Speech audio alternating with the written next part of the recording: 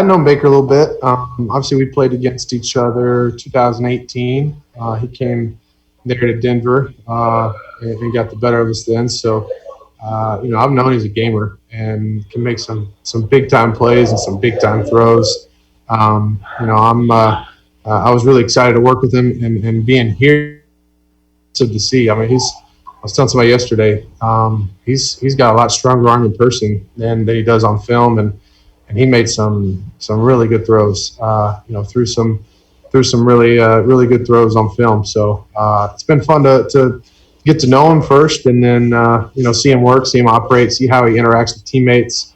I'm very impressed. I would say we've got some great coaches, man, and they're doing a great job of and I don't want to put too much out there in certain situations, but Baker and I have had some great discussions about plays, and Baker has a lot of experience too with a lot of similar plays, and he's got more experience with these receivers. So it's kind of a good give and take, because I like to talk to him about, hey, how does this guy run this route? What experience do you have with him, and how he sees this? So it's been good both ways, and I'm learning from him. I hope he's learning from me, but I'm definitely learning a lot from him. Case, I've been around him, so I know him. He's a son of a coach. He loves this game, and he wants to win, and he wants to be a part of winning. And I know that relationship obviously is so important between the starter and the backup.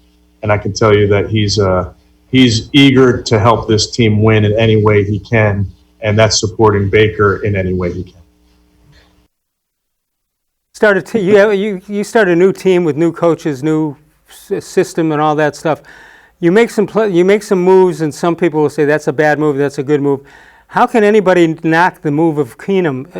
It seems to be a perfect role for him. There's no question about it. By the way, I was checking my phone to see if Clay Matthews had signed somewhere. He's still out there, as far as we know.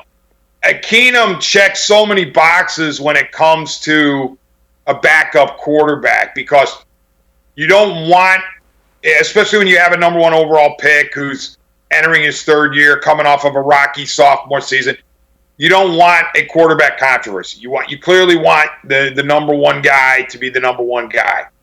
But you want the backup to be competent and preferably to have some stuff on his resume, and the fact that he was actually a decent player, or has been, and Keenum can point to that season a couple years ago in Minnesota where he was really good. And so under Stefanski, you have a guy who is a veteran, who has not only experience but was productive for at least one season and has been in parts of some others. Very smart guy. Obviously knows the system, coming with Stefanski or from the Stefanski system. He's familiar with it.